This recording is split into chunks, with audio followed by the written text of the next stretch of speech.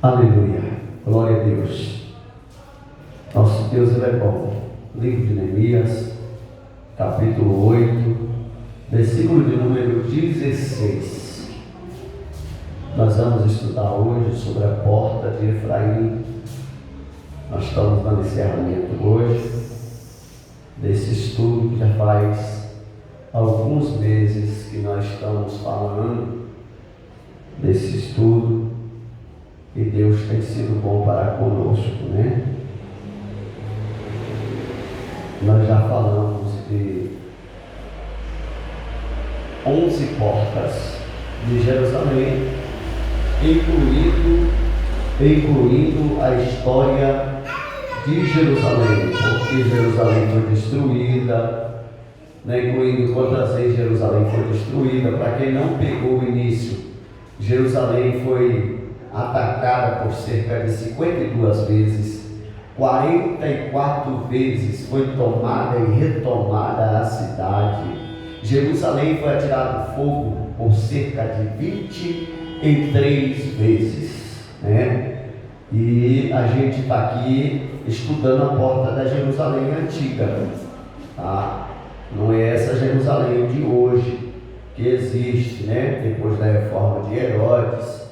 Não, essa Jerusalém agora possui 12 portas, 12 portas. Jerusalém nova possui só 8 portas, 8 portas, sendo que a Jerusalém antiga tinha 12 portas. Nós estamos estudando as 12 portas da Jerusalém antiga. Uma outra oportunidade, quem sabe nós estudaremos as 8 portas de Jerusalém, né?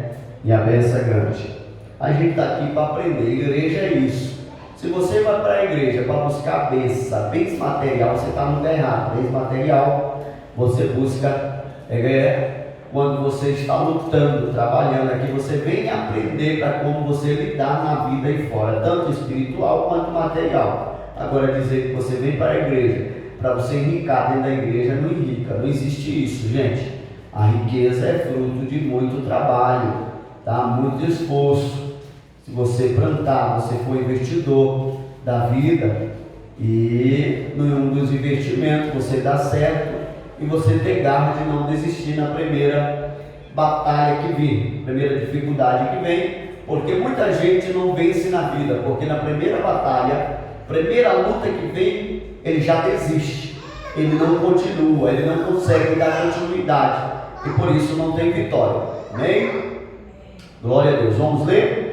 Neemias, capítulo 8, versículo de número 16, que diz assim: E Esdras leu a Torá, o livro da lei de Deus, todos os dias, desde o primeiro até o último, e eles comemoraram com uma festa que durou 7 dias. E no 8º dia houve uma assembleia solene, tudo de acordo com o que... Estou lendo 18. Vamos voltar, 16. Então o povo saiu e trouxe os ramos, e eles mesmos construíram cabanas nos terraços de sua casa, nos seus pátios, no pátio da casa de Deus, e na praça junto ao portão das águas, e na que fica próximo ao portão de Efraim. Amém? Glória a Deus. Agora acertamos. O versículo é esse, versículo é esse. E a gente não tem maquiagem, né? A gente vai, você vê que a gente às vezes vai. Hoje eu estou bem cansado, trabalhei, não tive nem tempo de tomar um banho. Queria tomar um banho para vir para cá, adorar a Deus, mas a gente às vezes nem tem tempo. Mas o que importa é que a gente está aqui para adorar, porque tem gente que abre mão de um tempo como esse, de um momento como esse, um tempo oportuno. E a Bíblia diz para nós buscar o Senhor enquanto se pode achar, invocar enquanto está perto. Então, nós estamos em datas, em tempos que, por mais que a gente tenha dificuldade, mas a gente tem uma facilidade de entrar dentro da igreja. A gente tem uma facilidade de vir adorar a Deus, enquanto alguns lugares, enquanto alguns países aí nesse século XXI, qual nós estamos vivendo, não se pode falar de Jesus publicamente, como nós estamos falando aqui nesta noite, para pessoas que têm sede de ouvir de Deus e aprender de Deus. Nós não estamos aqui para brincar, nós não viemos aqui para bater papo, não, nós viemos aqui para aprender de Deus. E é interessante porque a palavra de Deus diz: aprendei-vos de mim, que eu sou manso e humilde de coração. E se nós aprender de fato a palavra de Deus, com certeza, se nós aplicar, se nós ver só as portas que nós estudamos aqui durante esses períodos, esses meses que nós passamos aqui estudando sobre cada porta, se nós pegar cada porta dessa representando algum estágio da nossa vida, algum momento da nossa vida, ou algumas brechas que nós temos que fechar na nossa vida, outras coisas que a gente tem que tirar de nós, o lixo, como por exemplo, a gente vai se dar bem na vida, a gente vai ter uma vida bem sucedida espiritualmente.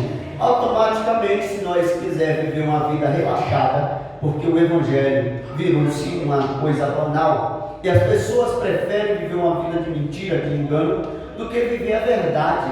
A pessoa não quer viver a verdade.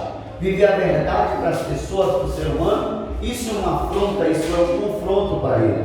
É abrir mão de muita coisa para ele. Muita gente, por isso que não abre a mão, continua na mesmice. Então eles preferem entrar numa igreja e continuar mundano. Preferem entrar numa igreja, continuar bebendo, continuar fumando, continuar se prostituindo, continuar fazendo os seus belos prazeres. Para ele é isso que ele quer. Então ninguém quer entrar na igreja e muitas das vezes tem que abrir mão de alguma coisa. E a Bíblia, ela é cheia de passagens que nos dá a informação que para nós chegar até o céu nós temos que abrir mão de muita coisa. Em primeiro lugar, quando se trata de santidade, santidade é algo muito sério, gente. Santidade é algo extraordinário. Nós precisamos abrir mão. Obrigado, filho. A gente precisa abrir mão dos nossos bel prazer. Porque quando a gente aceita Jesus, é tomar a cruz e seguir a Jesus, fazer o que Jesus fez mais ou menos, a trajetória de Jesus. Olha que tem muitos crentes que dizem assim: Jesus é Jesus, eu não consigo ser igual a Jesus. Jesus foi homem, gente. Jesus foi homem, nenhuma vez aqui na terra ele assumiu forma de Deus, nenhuma vez aqui na terra. Eu quero que alguém prove isso para mim. Nenhuma vez, todas as vezes que Jesus viveu aqui na terra, sempre ele viveu na forma de homem. E eu creio, acredito, como a Bíblia é uma referência para nós. Todos os nomes bíblicos, todas as passagens bíblicas são referência para nós. Como nós estamos estudando Jerusalém, Jerusalém está representando para nós uma referência, porque Jerusalém, mesmo sofrendo todos esses ataques, toda a destruição que veio sobre Jerusalém, um monte de vezes que foi atirado fogo, muralhas que foram derrubadas, pessoas que foram exiladas, mesmo assim, Deus tem promessa sobre aquele povo. O povo foi rebelde, o povo esqueceu de Deus, e porque o povo esqueceu de Deus, pagou o preço por isso. E a gente, muitas das vezes, estamos brincando de ser crente. E quando a gente brinca de ser crente, o que acontece? O preço a pagar, o valor é caro. O valor é caro. Querendo ou não, o valor é caro. E mais caro ainda é quando Jesus vem buscar a igreja. Já pensou a gente viver o tempo todo dentro da igreja e esse tempo for perdido? Já pensou a gente perder o tempo dentro da igreja? Pensando que as coisas devem acontecer do nosso jeito? Porque eu penso assim, eu acho que é assim. Não existe achismo no Evangelho. O Evangelho é a palavra de Deus, nua e crua. É a palavra de Deus. Nós temos que cumprir a palavra de Deus. O resto já era. Não adianta alguém chegar aqui. A Bíblia diz que até se descer um anjo de luz e vier pregar um outro evangelho, a Bíblia diz: seja anátema. O que é isso, pastor? Seja maldito. Esse é o evangelho. Então a gente precisa aprender com a palavra de Deus, e fazer a aplicação dela em nossas vidas, para que nós venhamos a ver. A Bíblia é o maior exame que nós temos para fazer o autoanálise nosso, né? É quando nós vamos fazer uma ressonância espiritualmente, né? É quando nós deitamos em uma maca, é quando a gente vai tirar um raio-x e vai ver de fato se aquilo que está dentro de nós, se a gente está fazendo mesmo a vontade de Deus, se a gente está se comprometendo de fato ao Evangelho. A gente precisa aprender isso com Deus, amém? Vamos lá, gente, nós já estudamos as 12, agora 12 portas, nós já estudamos até a 11ª, já estudamos aqui sobre a porta do gado, porta do peixe, porta velha, porta do vale, porta do monturo, porta da fonte, porta de cárcere, porta das águas, porta dos cavalos, porta oriental, a porta da atribuição, que foi a semana passada, que nós aprendemos sobre a porta da atribuição, e hoje nós vamos entrar na 12ª porta, a porta de Efraim. Porta de Efraim, logo quando a gente vê esse nome Efraim, significa porção dobrada, tá? Porção dobrada, quando a gente vem falar sobre Efraim. Nós vamos dar alguma passada na Bíblia, o tempo é escasso e é pouco, a gente não vai demorar muito nesse estudo, a gente está encerrando hoje. E eu quero pedir que você já deixe a sua Bíblia aberta no livro de Gênesis, capítulo 41, versículo de número 50 e 52, tá? 50 e 52, para a gente estar introduzindo a esta mensagem. Logo a gente entendendo sobre esta porta da porção dobrada, essa é o direito, o direito da porção dobrada é o direito da primogenitura, né? É o direito ao filho primogênito, o primeiro filho do casal, né? Como Abraão, né? No caso, teve seu primeiro filho foi Ismael, mas a escolha de Deus, não que Deus desprezou Ismael, não, é porque Deus tem promessa no casal, não é porque a pessoa teve lá um relacionamento fora do casamento, essa pessoa é do diabo, não é isso, gente. Só que aquela pessoa, o que acontece? Vai carregar uma marca, e Deus gosta de coisas puras, sinceras. Deus gosta das coisas sérias. E Deus, pensa uma pessoa pensa um ser que zela pelo princípio, se chama Deus, que cuida por a sua imagem, por seu caráter. Por mais que hoje a gente vivemos com o Evangelho manchado e negredido, não que o Evangelho esteja manchado em si. Não é o Evangelho. Logo, quando eu estou falando aqui do Evangelho, eu estou falando de pessoas que não têm comprometimento com a palavra de Deus, pessoas que não vivem aquilo que Deus de fato quer para com a vida daquele que é servo dele. É por isso que a Bíblia diz que Deus está à procura de verdadeiros adoradores. Por que dizer que tem adoradores? Todo lugar tem. Se você procurar alguém fora e dizer assim, você acredita em Deus? Raramente você vai encontrar alguém que vai dizer assim, eu sou ateu, não acredito em Deus, porque é muito minúscula, pequeno, o total de pessoas que não acreditam em Deus. Aqui no Brasil eu estou falando, né? Então, pelo menos aqui. Mas o que acontece, gente? Mas se você falar, tem bêbado que chega na igreja, vai orar, porque ele está ali, na língua dele, ele está manifestando seu jeito de pedir a Deus, no jeito dele, ele acha que isso é normal. Isso não é normal, porém para eles é normal, entendeu? E então, gente, o que acontece? Deus zela pelo Evangelho, Deus zela por isso. Assim como Deus quer cuidar de nós, Deus quer que a gente cuide das coisas dele. Deixa eu falar uma coisa, se teu pai terreno, te der algo, ele vai gostar quando ele passar por você, por exemplo, um carro, ele te deu um carro, falou, esse carro é teu, logo em pouco tempo ele vai ver que aquilo foi uma dificuldade, te deu um problema para você, e você não cuidou do carro como deveria, talvez andou em alta velocidade, bateu o carro, raiou o carro, Então seu pai automaticamente, quando vê, vai chamar a atenção, fala, te dei esse carro outro dia, e agora você já arrebentou todo o carro. Então, Deus é mais ou menos nesse sentido. Deus zela pelo aquilo que é dele, tá? Por isso que hoje o nome desse ministério chama Assembleia de Deus, Ministério Zelo.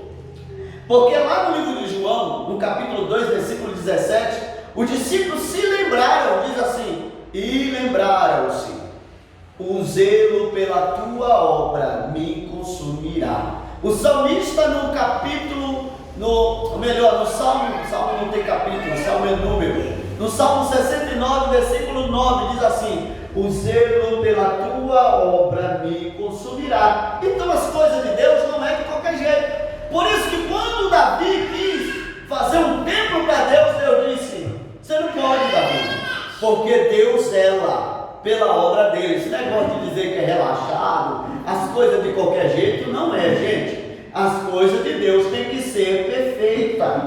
Nós temos que lutar para buscar a perfeição. Tem gente que já se acomodou, diz, eu nunca vou alcançar a perfeição. Pode ser fato isso, mas eu não posso me conformar. Tem gente que, por causa do erro, diz assim, é ser humano, erra. Jesus não acusou nem a mulher do adultério lá, né? A mulher que pegou no ato de adultério, né? Jesus não acusou, mas disse para ela, vai e não peques mais. Não é que Jesus está dizendo que é legal o pecado, não. Aí tem muita gente, porque fulano pecou, porque Davi pecou, porque a mulher lá pecou, porque Sansão pecou, porque o outro pecou, Abraão pecou, e assim vai. Então se apoia nos erros dos outros. Gente, erros são referência para que nós não caia na mesma besteira, ou na mesma burrice. Vamos ser sérios? Nas mesmas burrice. Então tem um monte de gente pregando o pecado como se fosse algo legal para o homem, e não é legal o pecado. O legal é que nós vivamos em santidade, porque a Bíblia diz, segui a paz com todo, e a santificação, sem a qual ninguém verá a Deus. Lá no livro de Pedro, está esta passagem. Então o que acontece? Santificação é algo extraordinário. Santificação é separação, é cortado, gente, é algo que é cortado. Eu não posso dizer que sou de Deus e viver as coisas do mundo. Eu não posso dizer eu sou de Deus, mas eu faço tudo que o mundo me oferece. Não, eu não estou dizendo que o homem não é sujeito de pecado, não é sujeito, porém não pode dar legalidade ao pecado. Não existe isso. E a nossa geração muitas vezes está dando legalidade ao pecado, né? Eu sou salvo totalmente pela graça. Nós somos salvos pela graça, todo mundo é salvo pela graça. Desde que Jesus morreu na cruz do Calvário, a graça nos alcançou, porque nós estávamos condenados. A condenação já estava explícita. E o que acontecia? O que aconteceu? Não tinha ninguém na terra que pudesse revogar esse negócio. A condenação já estava dizendo, a sentença já foi feita. Então, o diabo já disse, é meu, pronto, acabou. E aí o que acontece? Foi preciso que Jesus se manifestasse como forma de homem, viesse à terra para morrer no meu e no teu lugar, para que nós tivéssemos a salvação pela graça, pela misericórdia de Deus, né? Então, o que acontece, gente? Aí tem gente que pega isso e começa a fazer da graça, brincar com a graça.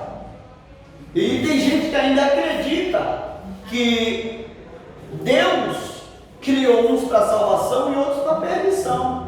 Isso é uma mentira, gente. Deus não é pessimista. Deus criou o homem, formou ele e deu a cada um a sua capacidade de escolha. Por isso eu quero te dizer aqui nesta noite, você tem direito de escolher aquilo que você quer ser na tua vida. Se você quiser ser um cidadão de bem, hoje é a noite de você mudar a tua vida.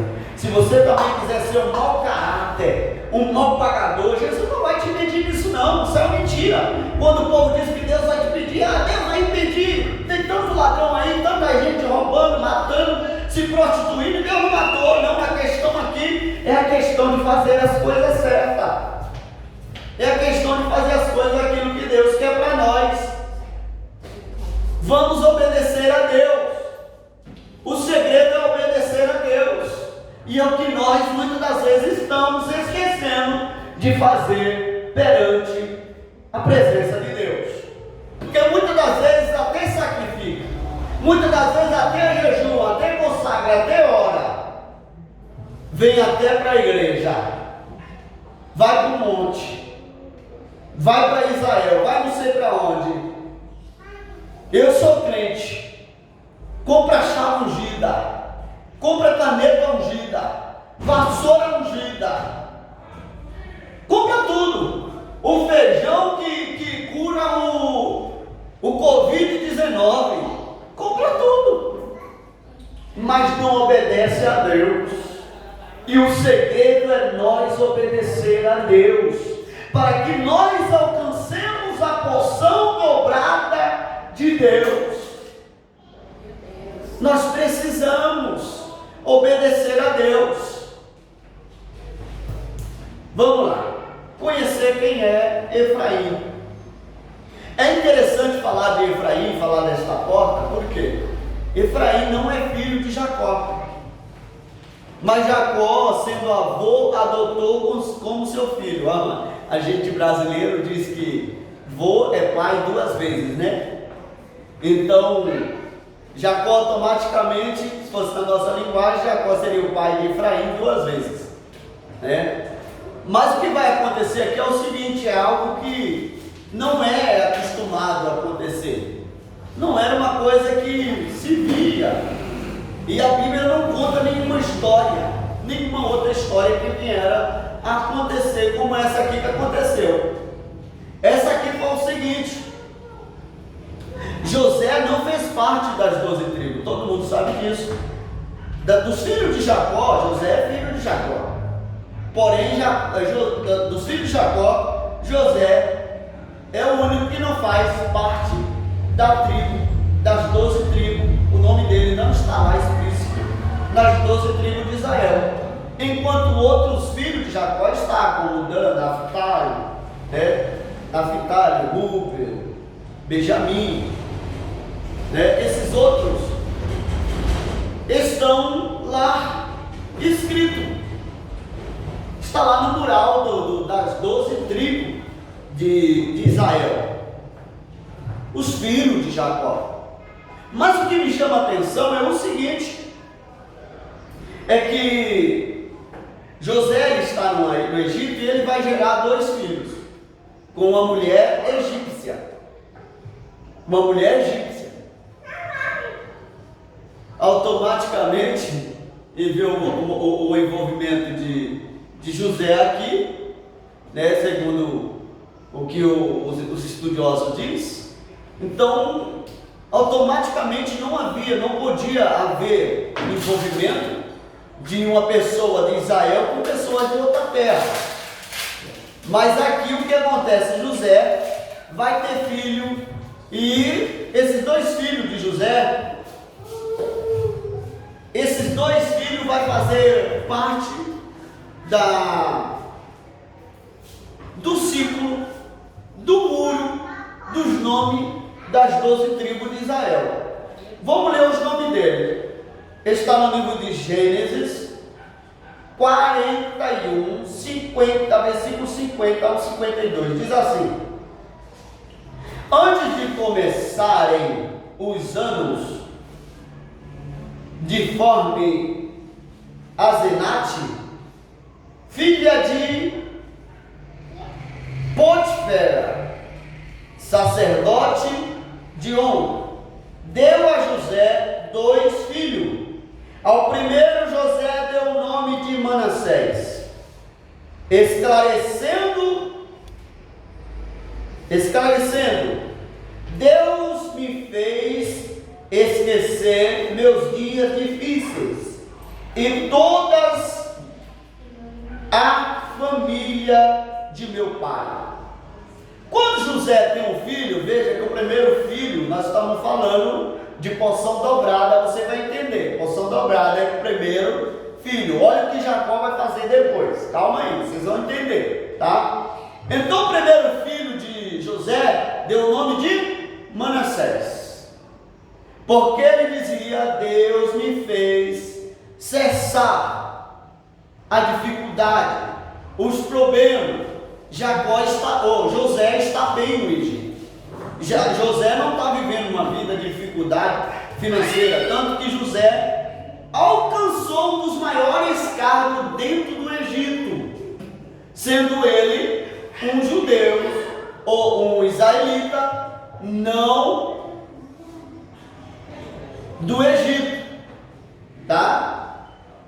Sendo ele um judeu, e ele alcançou um dos maiores cargos, porque ele revelou algo extraordinário. Os irmãos sabem disso. Isso já era um plano de Deus na vida de José. O que eu quero dizer para você nesta noite, dentro desta palavra, é que às vezes as coisas que estão acontecendo na nossa vida, que para nós é dificuldade, Deus está apenas nos guiando para algo maior lá na frente. Deus está apenas nos levando por um caminho para que nós alcancemos algo maior lá na frente. José talvez não entendia por ele ser homem, e talvez José também era um homem por ser conhecedor, e o sonho que eles tinham era tão revelador e tão bem explicado que Deus tinha algo na vida dele. Primeiro sonho de José veio que ele e os irmãos estão no campo, e enquanto ele está no campo, eles estão apanhando os feixes, e os feixes, ele vê que os feixes se prostram perante ele, e só o dele fica de pé. Todos os feixes caíram, só o do José ficou de pé. Depois o José tem um sonho, e nesse sonho diz que as estrelas, a lua e o sol se curvavam sobre ele. Deus explicando para José que lá na frente Deus tinha algo a realizar na vida de José. Quando José chega no Egito, quando ele é vendido, não vou contar a história de José porque o tempo não dá, mas quando José é vendido, José vai parar no Egito. E no Egito, o faraó ele tem um sonho, e o sonho que ele tem, ele fica perturbado. E a perturbação que ele tem, ele diz: eu preciso que alguém revela para mim o que aconteceu com esse sonho. Porque o sonho dele era as vacas magras engolindo as vacas gordas.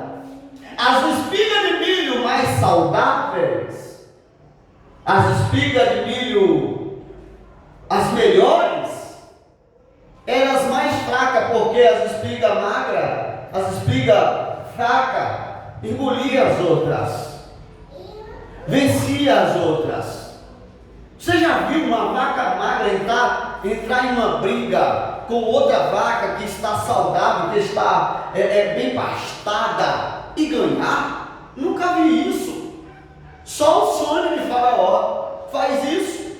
E já era Deus usando de certa forma, fazendo um trabalhar lá na frente, para já levantar José, para promover José. É a mão de Deus, a mão de Deus. Quando Deus te levar em algum lugar que você disser ir, você acha que foi fácil para José?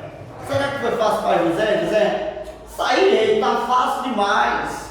Como a Bíblia conta, né? Fácil demais. Parece que José só chegou ali e disse assim: rei, seu sonho é isso e pronto, acabou. Seu sonho é isso. Eu acredito que José ele foi pensar, José ele foi raciocinar, e aí ele chegou para o rei, ele contou com um monte de gente, pegou os magos, os mágicos da época, os encantadores da época, e disse: vem aqui, eu tive um sonho, e contou o sonho, não vou contar a história toda, e contou o sonho, e ninguém foi capaz de revelar o sonho de Faraó. Mas quando José chega, isso depois de toda uma história que José foi preso, tal, revelou o sonho do padeiro lá dentro, e Deus está trabalhando em cima de tudo isso que está acontecendo, porque para José chegar a ser governador não foi no estalar de dedo não. Às vezes a gente entra na igreja e quer ser reconhecido. A gente chega no ministério, a gente fala: eu sou pregador, porque eu vejo gente assim, eu sou pregador, que eu já tive com fulano, já tive com Betano, não quer dizer nada, meu querido, minha querida, não quer dizer nada, não quer dizer nada. O que vai mostrar de fato que você é ou não é, é no dia a dia, é a sua trajetória, é o seu comprometimento para com Deus. E aí, José vai revelar o sonho, dizer: olha, esse sonho seu é nada mais, nada menos. É o seguinte, essa vaca magra aí que está engolindo essa vaca gorda, é o seguinte: vai ter um tempo de abundância, mas também vai vir um tempo ruim. Vai vir um tempo ruim. E te prepara, Faraó. Te prepara. É hora de guardar as coisas, é hora de encher os celeiros. Porque quando vir o tempo da seca, quando vir o tempo da dificuldade, aí não vai ter da onde tirar o alimento. E aí o Faraó disse: meu Deus do céu, mais ou menos assim. O Faraó olha para ele e fala: esse é o sonho, esse é o cara. E aí ele diz assim: só pode ser Deus. Promove José governador, eles fazem celeiros, e foi aonde o Egito se tornou uma potência no comércio alimentício naquela época, porque todo mundo corria para o Egito, todo mundo corria para o Egito, até aqueles que abandonaram José, que deixaram José, correram para o Egito, atrás de José, para saciar a sua fome. O que eu quero te dizer com isso? Que até aquelas pessoas que te venderam como, pastor Marcos? Disseram que você não era de nada, que você não ia chegar a lugar nenhum, fofocaram, comentaram da sua vida, te desprezaram, mas são pessoas que vão te procurar na hora da necessidade. Se você ficar calado, ser como José, ser um homem de Deus e mulher de Deus. Porque a gente precisa também aprender com José. Porque tem gente que na hora que é vendido, já quer brigar, quer retrucar, começa a xingar, começa a criar reixa, começa a tucaiar a pessoa. Sabe o que é tucaiar na Bahia? Tucaiar é ficar esperando a pessoa. A hora que ele passar aqui, eu derrubo ele. A hora que ele passar aqui, eu mato ele. É isso aí, escondido. E já aconteceu muito disso, né? E quando a pessoa passar, pô, facãozada, um monte de coisa. Só Deus para ter misericórdia da vida do homem. José não. Eu creio que o José estava entendendo que ali era o trabalhar de Deus. José era crente. Na verdade, José está ensinando para nós. José está dando um exemplo para nós, dando uma surra de Bíblia para nós. Nós precisamos aprender com José. E ali, depois que José está ali, José vai formar família. Ele vai nascer Manassés, primeiro filho de José. E nesse primeiro filho, José já está há muito tempo no Egito. Então José vai dizer assim: olha, Deus me fez esquecer do sofrimento, Deus me fez passar esse sofrimento. Já não lembro mais daquele sofrimento, não quero nem saber mais desse sofrimento dos meus pais, né? Da minha família, de toda a família de meu pai. Ele está falando dos dias difíceis que ele passou. Quantos dias difíceis José não passou, gente? José foi vendido como escravo. José foi vendido pelos seus próprios irmãos. José chegou no Egito como escravo. Foi preso, foi acusado por coisa que ele não fez. Foi lançado em prisão.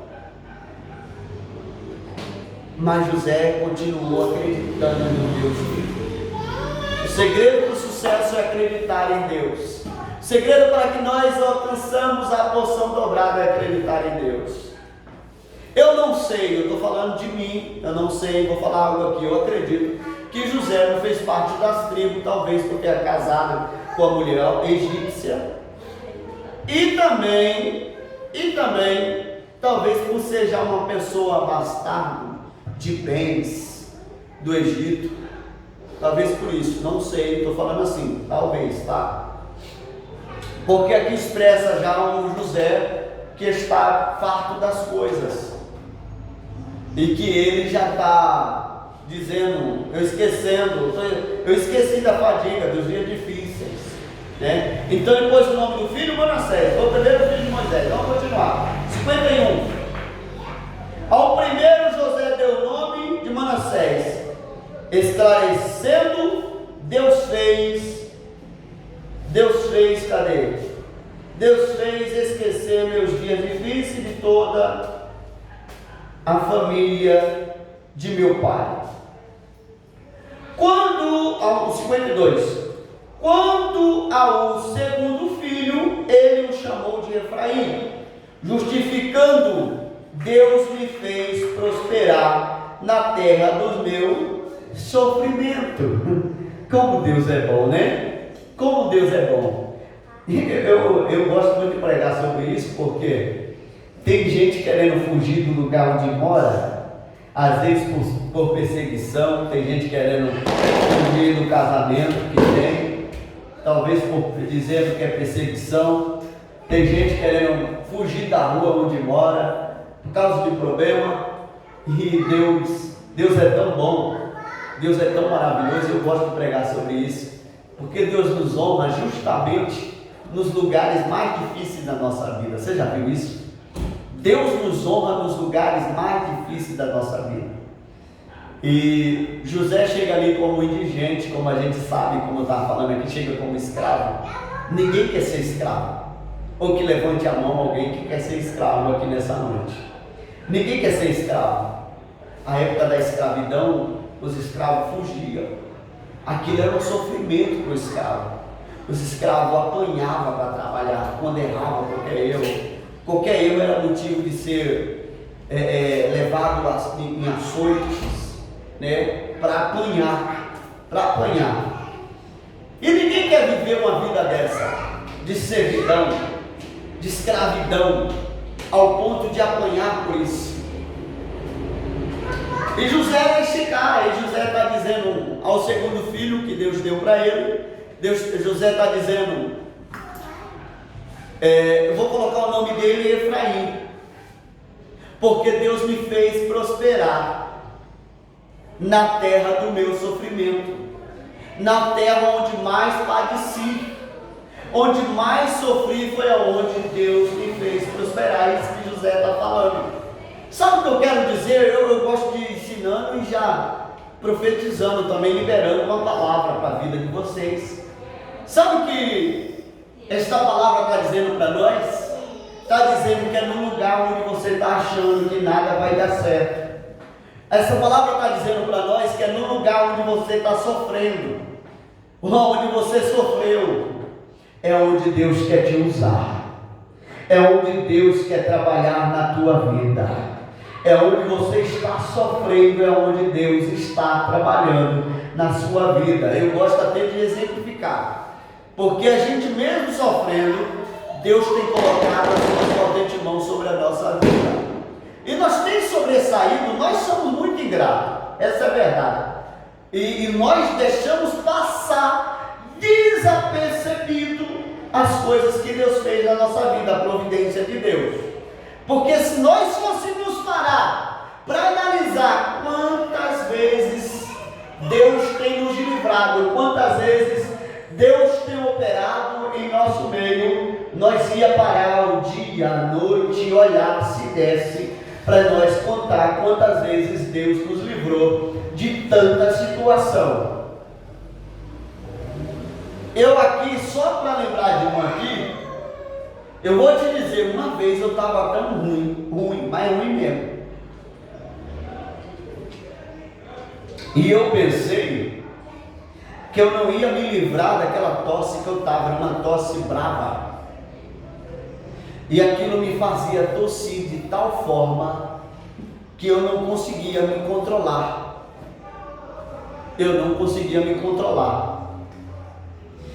E muitas das vezes eu pensei que eu iria morrer.